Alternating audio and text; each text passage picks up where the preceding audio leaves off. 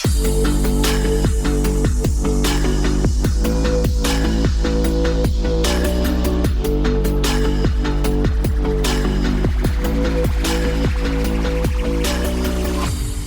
everyone, and welcome to Justaposition, the podcast where we explore mental health, vulnerability, and personal life journeys. So make sure you subscribe to our YouTube channel if you haven't already, leave a comment, and listen to new episodes out every Thursday wherever you listen to your podcasts. I am currently, as you can see, in Colorado, good old Denver. I absolutely love being here during the winter time. Colorado is so magical during the winter. Even though it does kind of get horrifyingly cold, it's honestly something I really enjoy. I do like a little bit of the cold weather, and especially with the beautiful snow here. I've actually been here for a little while now. I think it's been 3 weeks that I've been in Colorado, and it has been glorious. Well, that's actually a lie. I did just come back from a trip to LA. I went to LA for a few days just to do some work, some filming over there, which was super fun. LA is not my favorite, but I'd say this was probably like my favorite LA trip thus far. It's growing on me a little bit, y'all, like little by little. It's a place that I can tolerate being at for like 3 days maximum, and then I want to leave. So I guess I was there, but the rest of the time I have been here in Colorado. I just love being here because it's kind of allows me to get away from the craziness. Like, don't get me wrong, I love Hawaii, but with all the work there and just with all the hustle and bustle of everything that is there, Colorado is kind of where I'm able to spend my alone time, and I really, really enjoy it. It's been amazing. I've had basically no social contact for the past 3 weeks, and it has been glorious. I'm such a freaking introvert. But I am flying back to Hawaii tomorrow, so I am looking forward to it. I do miss surfing and the tropical weather. You can't beat that, but I will miss my time in Colorado because I don't think I'll be coming back for a little while. So yeah, it's been good on my end. How have you guys been? Excuse me. How have you guys been? Leave a comment. I'd love to hear from you guys. How's life been going? I'm actually really freaking excited for this episode because it's like what I used to do on my YouTube channel. If you've been a longtime subscriber, you already know what's about to happen. I'm going to be answering your guys' most pressing skincare questions. Any tips, tricks, recommendations, products that you might be curious about, I'm going to be answering those questions in this episode. And if you have been a longtime subscriber, you will know that I used to do this via live stream on my YouTube channel, which was a lot of fun. I really enjoyed doing those. Let me know if you guys want to see them, but I kind of prefer doing it in this podcast format. And I think it's something I really want to keep doing for kind of two main reasons. The first one, as much as I loved doing live streams, like it was so much fun, it was also extremely stressful. Like the first time I did a live stream on YouTube, I was like, okay, maybe I'll get like 50 viewers. Maybe if I'm lucky, like 100, I'll get a few questions. This will be great. It'll be smooth. And I was just completely overwhelmed by just the thousands of comments that would come through in a single live stream. Like it was so constant, just like they would come up on the screen so quickly that I wasn't able to really read what the comments were. And I remember after that first one, I stopped the video and I just sat in silence for so long afterwards, like doing breath work, calming myself down, because I was like, oh my God, this is really stressful. It was a lot of pressure, a lot of fun, but it is a little bit intense and a kind of high pressure format. And so I would much prefer to do these type of podcast episodes answering your guys' questions, because also whenever I ask questions on Instagram for the podcast, which if you don't already, make sure you follow me so you can be a part of these podcast episodes. You guys are always asking skincare questions, kind of regardless of whatever topic I am going to be talking about during the podcast episode. And I figured, why not have an entire dedicated podcast episode to answering your guys' skincare questions? And it'll kind of be like what we used to do for the live streams, but in a little less high pressure of an environment, which I definitely appreciate. So let me know if you guys do want to see more episodes like this. I would love to do them like every month, but let me know. Regardless, let's jump into these questions because you guys submitted so many questions. I was scrolling and I was like, holy shit, you guys have been really active, and it means a lot that you would ask me these questions and you would trust me to hopefully give you good product recommendations, tips and tricks, anything that could be helpful for your routine. It really does mean a lot that you guys, put this trust in me. Something I take really seriously. Exactly. So thank you so much. I'm excited to get into these questions. I selected a bunch of different ones that I thought would be really interesting. But as we move forward, feel free to get involved on Instagram, submit your questions via IG story or DMs. I'd be happy to answer them in this podcast episode format. But without further ado, let's just jump into the episode and answering your guys' questions. Okay, so the first question is from Ev, a really good question. She asked, is it bad to mix your products together as I have mixed SPF, moisturizer, and serum in one?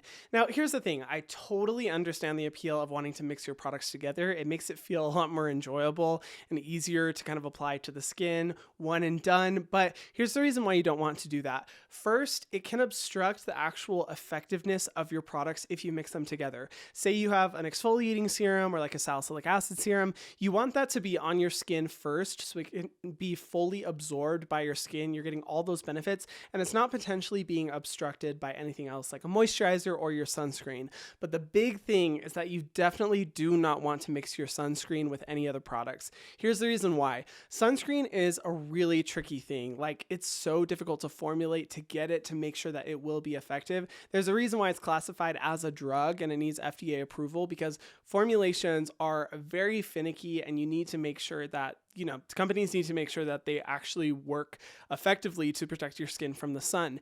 And if you're mixing any other products in with your sunscreen, it could potentially be essentially sabotaging the actual effectiveness of your sunscreen. So your sunscreen might not be effectively working if you are mixing it with something else. And if there's one thing that we do not want to compromise when it comes to actually working well on your skin, it's sunscreen. That's the one thing that you need to make sure you're applying last in your skincare routine. You're not applying any other skincare products on top of it, and you're not mixing it with anything else. And I totally understand this. Like, I used to make this mistake as well. I used to be like, oh, let me just mix my moisturizer and my sunscreen together because it'll help reduce the white cast and it'll just make it feel a lot nicer on the skin. But the reality was it was making my sunscreen perform worse than it should. And you really don't want to mess up the most important product when it comes to skincare, protecting your skin from sun damage. So I would not recommend you do that. I'm so sorry. I know it seems really appealing, but you definitely don't want to mix them together. If anything, just find a really good sunscreen that doesn't have a heavy white cast, doesn't feel thick.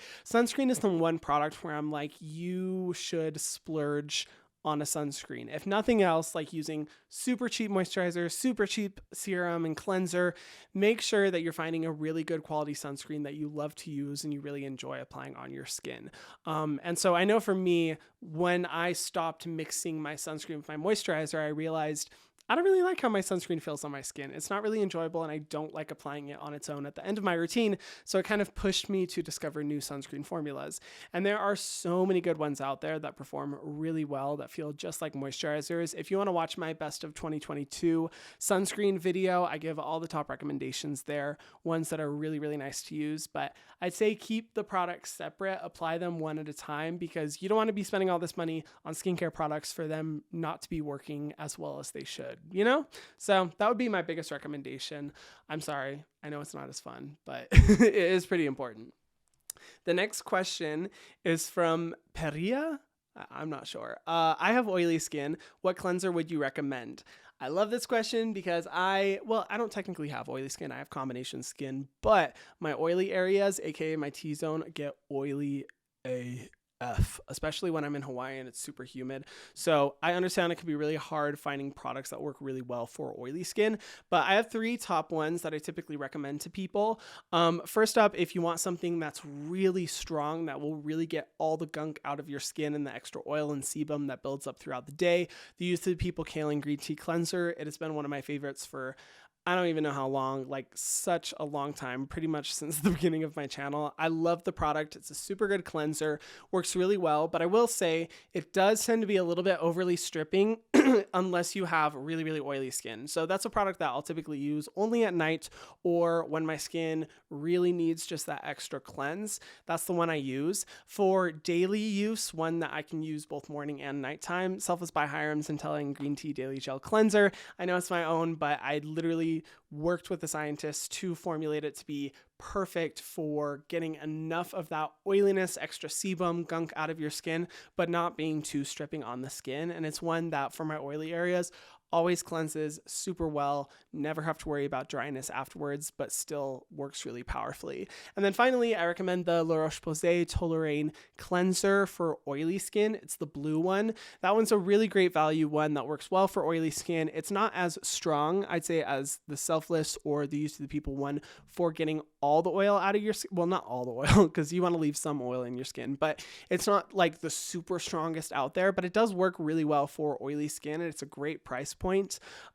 Just a good recommendation that I always love to make, and people have really enjoyed using that cleanser as well. So I think just kind of depends on your personal preference based off of what I said, but those are usually the top 3 cleansers that I recommend for anyone struggling with extra oily skin. They've all worked well, and to be honest, I rotate through using them all the time. Well, I use the Selfless one every day, but I rotate through the others, using them pretty frequently, just depending on what my skin needs, because just listen to your skin, see how it feels. I will say though, when it comes to finding a good cleanser for oily skin, make sure that after you use it, your skin doesn't feel dry, tight, stripped. You don't want that sensation, because that means that you are taking too much oil out of your skin and your skin is kind of lacking the necessary oils it needs to be healthy. The main thing you just want to do is get rid of that extra sebum and get rid of that extra dirt in your skin. So listen to your skin, what it's telling you, but those are my top 3 recommendations. Adri asked a really good question. She said, how can you tell which product is doing which benefit? And I thought this was a really good question, because it can be somewhat tricky when you have a full skincare routine to be like, okay, what is actually doing what I'm wanting it to do? What is not performing as well as I would like? What products are necessary that I should keep in my routine, or which ones should I switch out? It's a little bit confusing. And I'd say the main thing that I recommend that I've noticed has worked in my skin, and that I always recommend to other people, is just to introduce one product at a time into your skincare routine. The reason you want to do this is because, say if you started a full skincare routine, you're using 5 products, you start them all at once, it can be really difficult to notice which products are working really well and which products aren't necessarily working best for your skin. You feel me? Like, if you're introducing one product at a time instead, and able to kind of reference what your skin has been like with its normal good skincare routine that you've had in place for a while versus the new product that you're introducing into your routine, it'll be a lot easier to trace, like, okay, is this product doing what I'm wanting it to do, or is it not doing what I'm wanting it to do?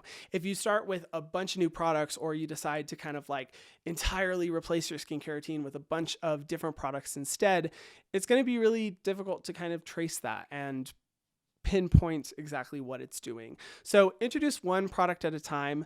Take it slow. That's always my biggest recommendation. Take it slow. Introduce new products slowly into your routine, because it's much better to be slow and intentional than rush into any new products or any new things that you're trying for your skin and potentially dealing with the negative results, or not really knowing where to go from there, or what products aren't working as effectively as they should. So I hope that helps. And kind of related to that question, Justine asked, I'm finding my skin reacts to products. It's hard to know which one it is.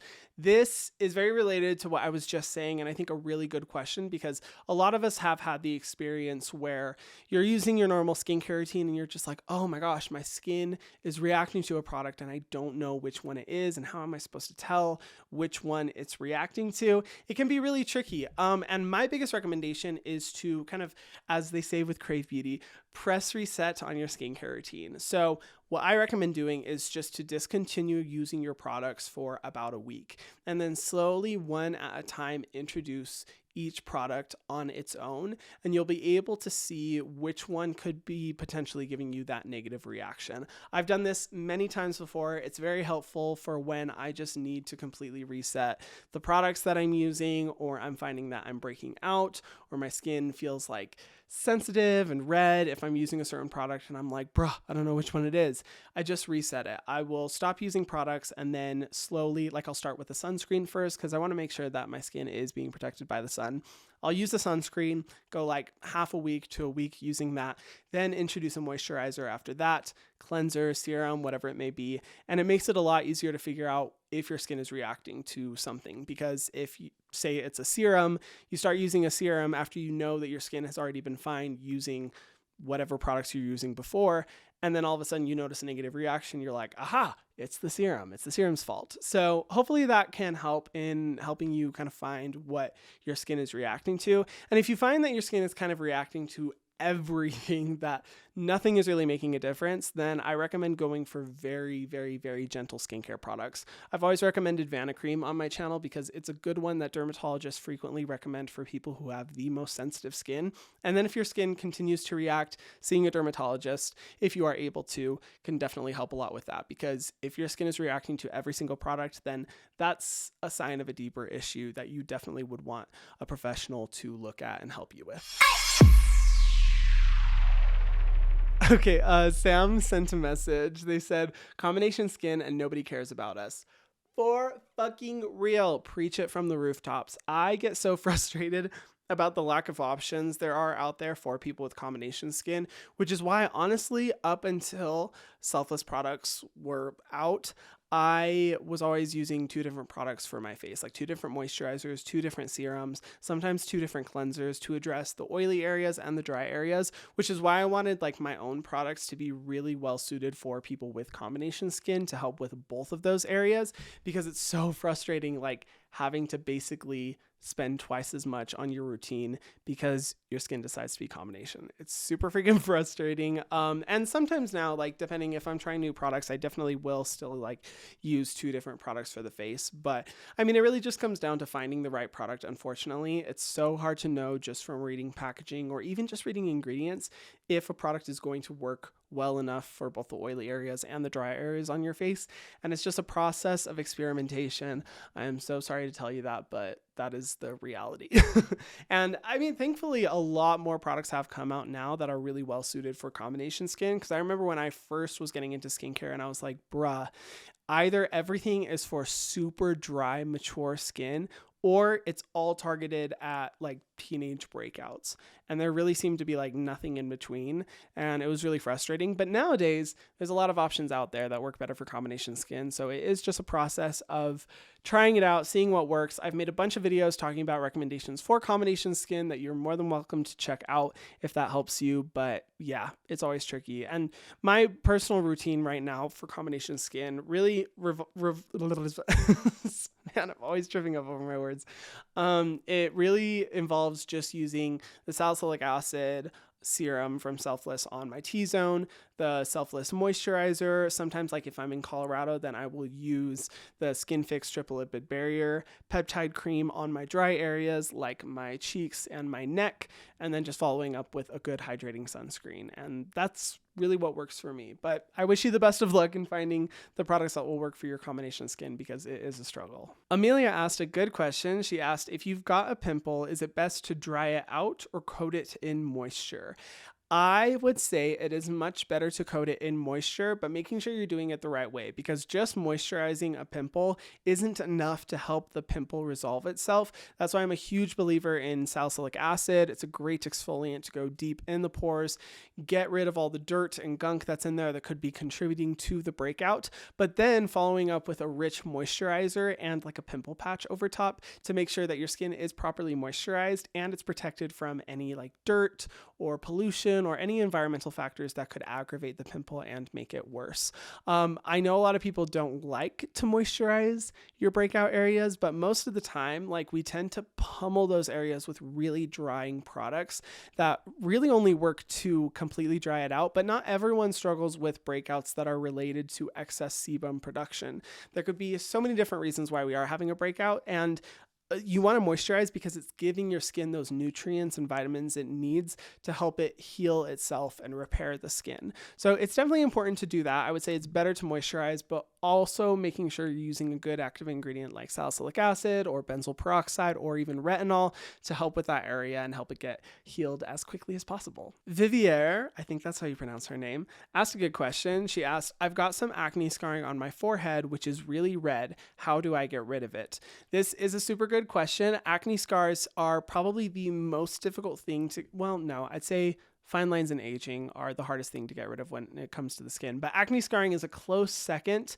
when it comes to taking care of your skin and trying to get rid of it. It is very difficult. And I will say, I am a huge believer in retinol for acne scars. Retinol, basically what it does is it communicates with the skin and tells it to hurry the fuck up and produce more baby skin cells that are fresh, that are healthy, that look even, and make your skin look a lot better. Your skin produces those new skin cells that replace whatever damaged tissue is on your skin. So that's why I'm a huge believer in using retinol. The retinol and rainbow algae repair serum from Selfless was literally formulated with for people with acne scars. That was really our target audience who we wanted the product to really work for. And I recommend that one because it has ingredients that are amazing for soothing skin sensitivity, that irritation and redness that you could see. And it's a great, gentle, but still powerful serum to help with those areas, because a lot of retinols can tend to be very strong and pretty harsh on the skin if you do have more sensitive skin like you were expressing. So I definitely recommend using that one, or any gentle retinol that you can find. But I'd also say when it comes to acne scars, it can't all be fixed by topical skincare products only. A lot of times when it comes to like more severe acne scarring, like if you have pickaxe scarring or anything that is a result of like long-term cystic acne, that type of scarring within the skin can be so deep that products you can buy aren't just going to cut it. And that's where it can be really helpful to go to a dermatologist and get some professional treatments done. Like laser treatments are really beneficial for resetting the skin and getting rid of that damage. It just depends on your acne scars. So try out a product, see how it works on your skin. If you're not noticing any results long-term, then that's where it's definitely beneficial to go to a dermatologist. And I know that's not accessible for everyone. Dermatologists can be really pricey, but the nice thing about like a laser treatment is that for a lot of them, you do the one treatment or however many, visits are involved in that specific treatment, and you should be good. It's not something that you have to regularly pay for like every single month for the rest of your life. It's usually something that once they're done with the treatment, you're good for a very long time, unless you struggle with breakouts or like cystic acne again. So feel free to test it out, see how it works for you, but don't be shy going to a dermatologist to help with that as well, because I know sometimes when people have talked to me and they've asked me for advice on how to get rid of acne scarring and I'm able to see their skin, I don't want to be that person that's like, oh my God, all you have to do is just use this simple product and you're good to go, when it's way more deep scarring than any over-the-counter product would be ever able to help with. So that would be my main recommendation. Let me know how it goes. Hopefully it works for your skin well. But I'd say try that out first and see how it works.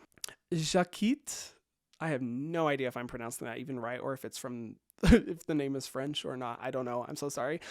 She asked, should I do double face cleansing even if I only use mascara and lipstick, no other makeup? Good question. As you know, I'm a big double cleansing fan, but there's a reason for it. I am definitely a skincare minimalist. I don't believe that you should just add on a bunch of products just because it feels nice. There's an intention behind double cleansing, even if you don't really wear makeup, because here's the thing, getting rid of makeup on the skin can be a little bit difficult, and cleansing balms do a really good job of breaking down the oils that are in your makeup to make it a lot easier for your cleanser to remove everything.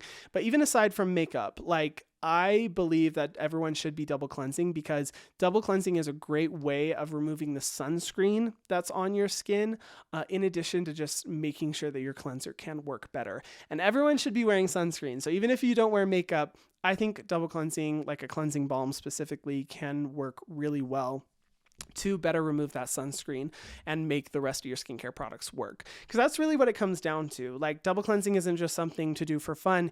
It's about making sure that you're cleansing your skin enough so that nothing is obstructing the other products that you're going to be using on your face. Because you don't want to be just using a cleanser and have all these serums and treatment products, et cetera, only for them to not effectively work because there's still gunk left over in your skin, So that's why I personally recommend a cleansing balm. You could use a cleansing oil, a micellar water.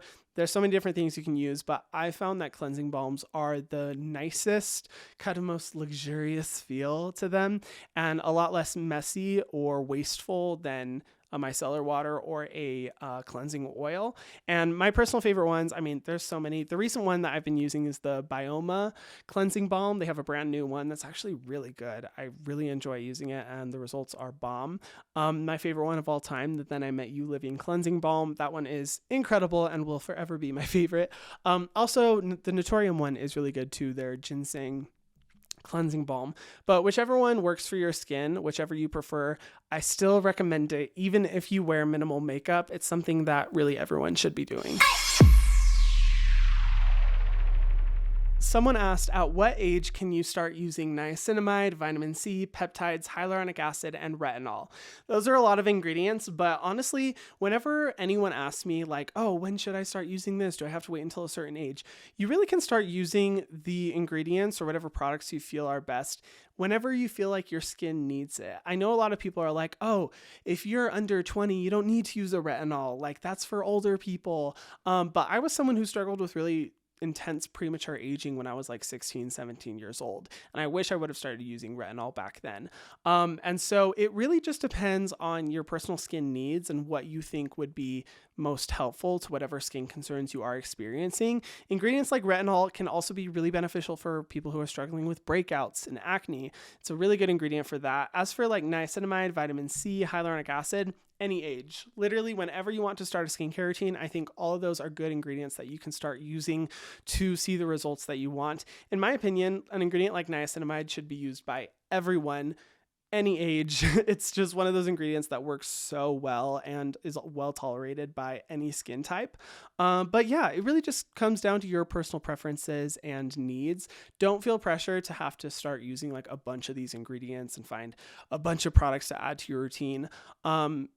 Just go based off of what your skin is telling you. But I'd say like definitely niacinamide, vitamin C, peptides, and hyaluronic acid, any age, those all work amazingly to help not only make your skin healthier, but prevent long-term damage. And then for something like retinol, if your skin, like say you're like 10 years old and you don't really have any breakouts, your skin is fine, you're just wanting to start a skincare routine, you don't need to use retinol. It's not something that's necessary, but if you do prefer to use it, if you start seeing different concerns that retinol can help with, then by all means start using that. And don't listen to people who are like, oh, you have to wait until a specific age, because I wish I hadn't listened to that. I started using retinol way later than I would have preferred. And had I started using retinol when I was a teenager, then I think it would have helped curb a lot of damage that my skin ended up experiencing. And I was able to undo a lot of that damage, thankfully, but had I started using it earlier, it would have been a much easier and faster process. So whatever you think, listen to your skin, what it's telling you, and go based off of what you're really interested in trying.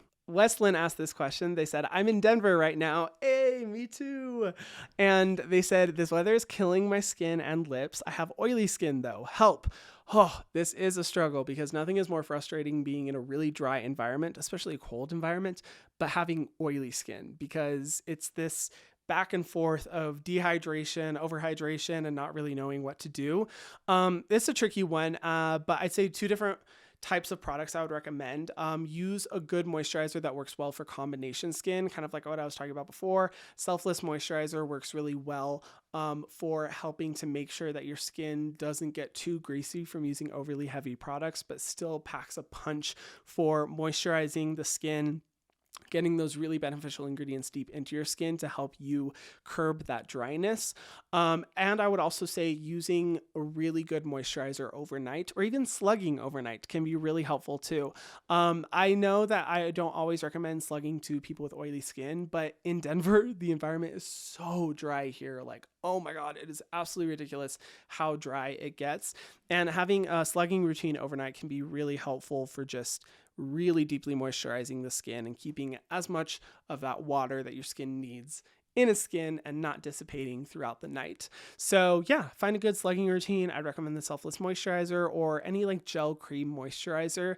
That tends to be the best bet and usually what I recommend for people who are in a dry environment but still struggle with oily skin. And then for lips, Man, that is something that I'm constantly working on because I struggle with really dry lips, regardless, just in general. When I come to Denver, oh my God, my lips get so freaking dry. I have to reapply lip balm like every 1 to 2 hours. It's just a lot. I found that standard lip balms don't really perform best. And here's a hack that I recommend. Use a really rich moisturizer as a base underneath whatever lip balm you're going to use, because lip balms usually have like silicones and ingredients that are good for kind of being a seal over top of your skin, but they don't actually provide the moisture themselves. Using a moisturizer before you apply lip balm afterwards can be really helpful to just double down on that moisture and keep your lips as moisturized as long as possible. So I'll do the Skin Fix Triple Lipid Barrier Peptide Cream on my lips, and then I'll follow up with either the Tatcha Kisu lip mask, that one's my personal favorite, or the Glossier Balm.com, or even the CeraVe Healing Ointment.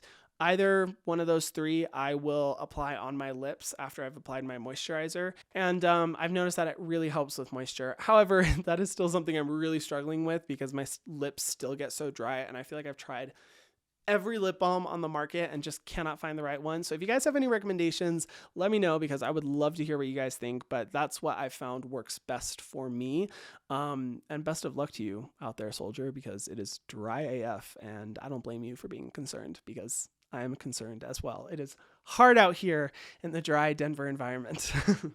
The next question is how to treat under eye wrinkles and future under eye bags. This is a really tricky one, and I'm just going to be 100% honest. There's a lot you can do for helping to kind of prevent unnecessary premature aging in those areas. Retinol, as I've talked about so many times during this episode, is a hero ingredient for that. It really works well to create those brand new baby skin cells and keep your skin looking as youthful as possible. However, retinol does not necessarily prevent expression lines.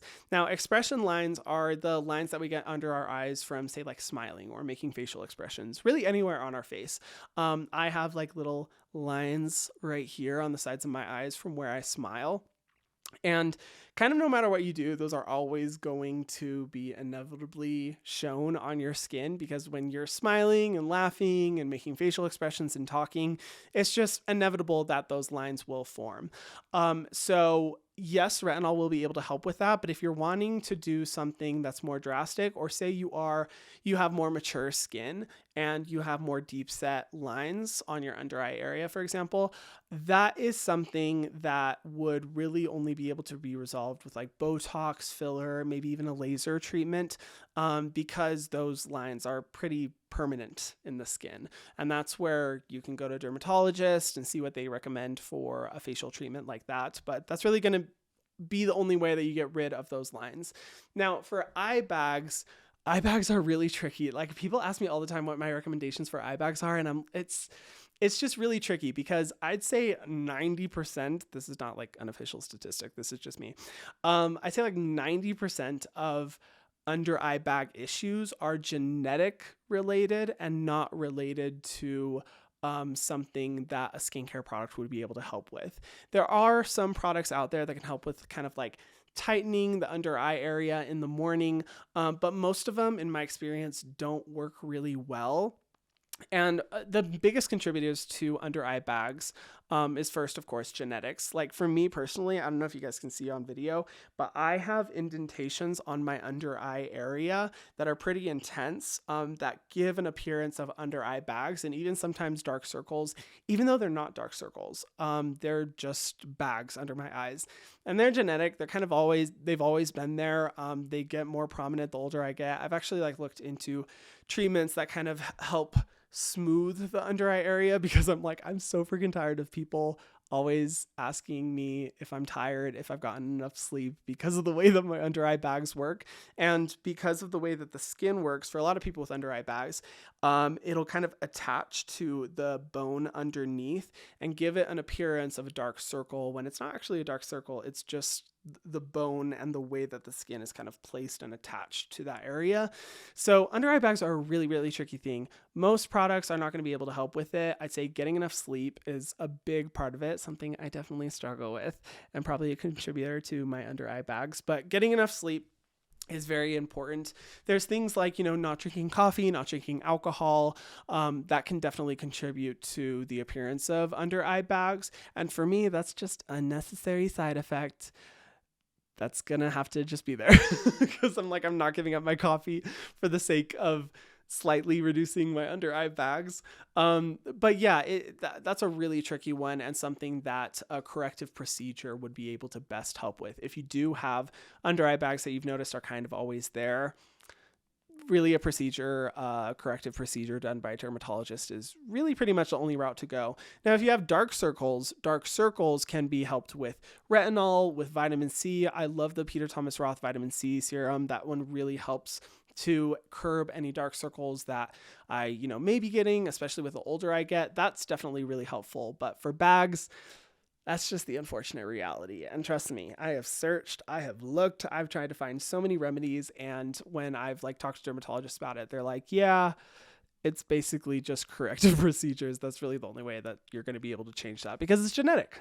Rose asked, what can you do if pretty much every cleanser bothers you? I am so sorry that you have a negative experience with cleansers. That probably just means your skin is really dehydrated or just really sensitive, and it's tricky finding a good cleanser for that. My go-to recommendation is the Vanicream cleanser. Like I said before, dermatologists are always recommending it for anyone who has really, really sensitized skin. I feel like it's that brand that everyone goes to if everything is making your skin freak out and you can't figure out what it is.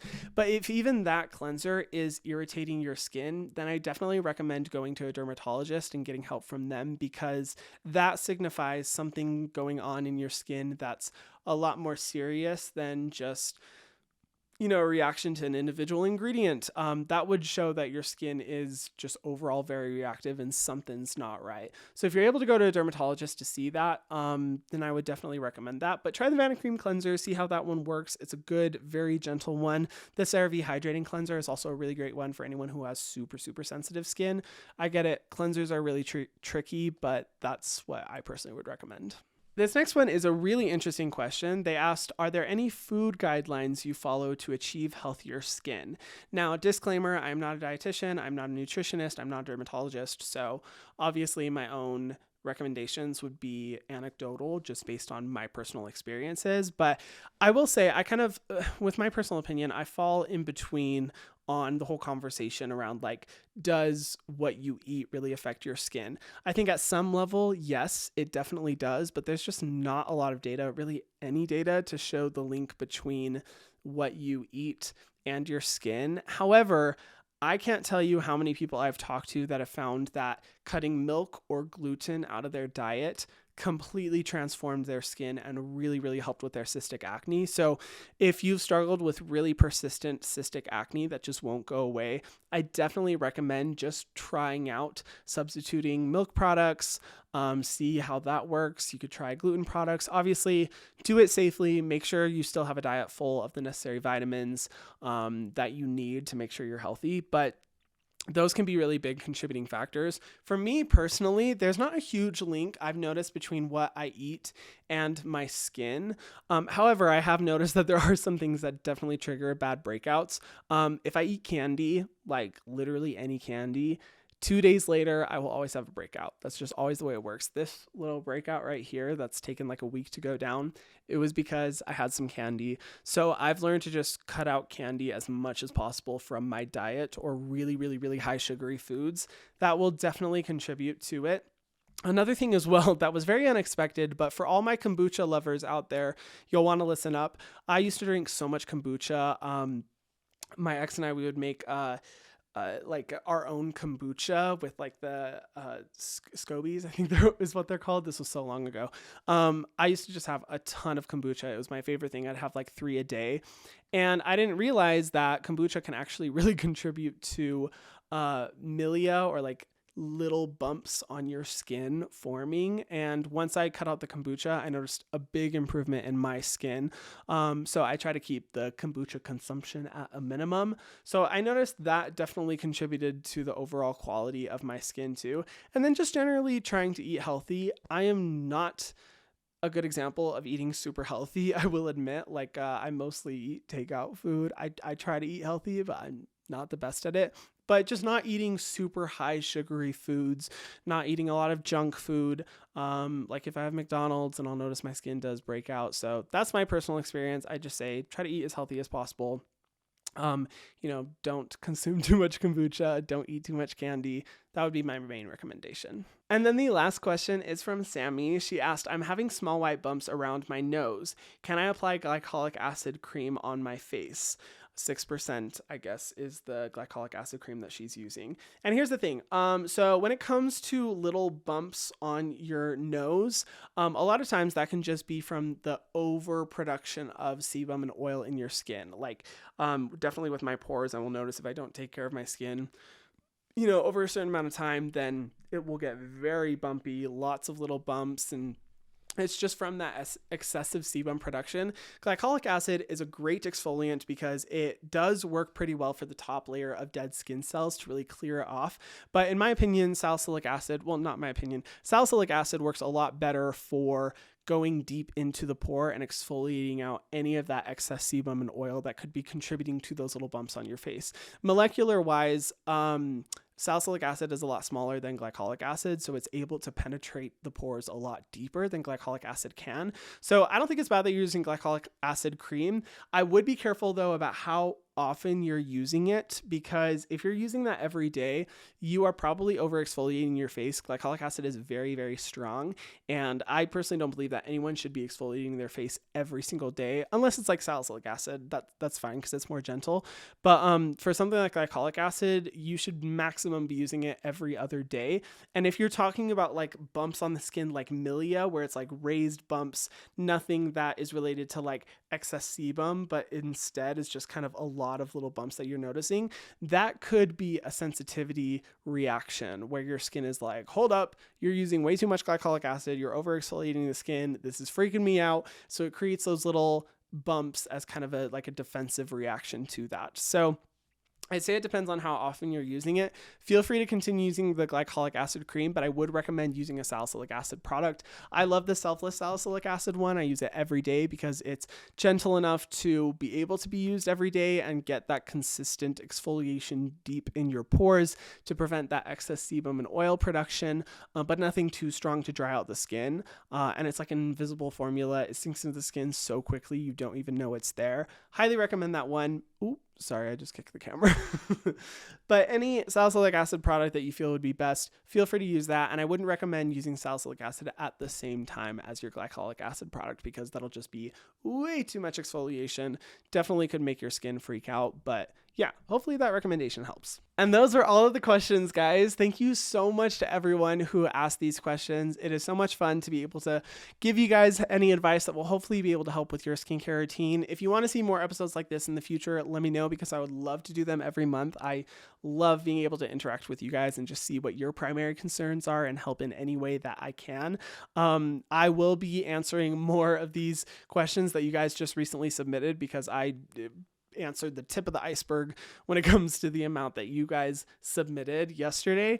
So if you already asked a question, don't worry, stay tuned. Another episode will be coming up again next month that, will answer as many of your questions as I possibly can. But yeah, thank you guys so much for listening. I really appreciate it. It's fun to do this. I know that this podcast covers a lot of different topics, and I feel like it's a really fun platform for me to be able to kind of talk about whatever. But of course, the roots are in skincare, and I want to make sure I'm connecting with you guys in a way that can help you improve your skincare routines. As always, this has been a production of Ramble and Odyssey Studio. New episodes out every Thursday wherever you listen to your podcasts. Thank you guys so much for listening, and I will see you in the next episode. Mwah.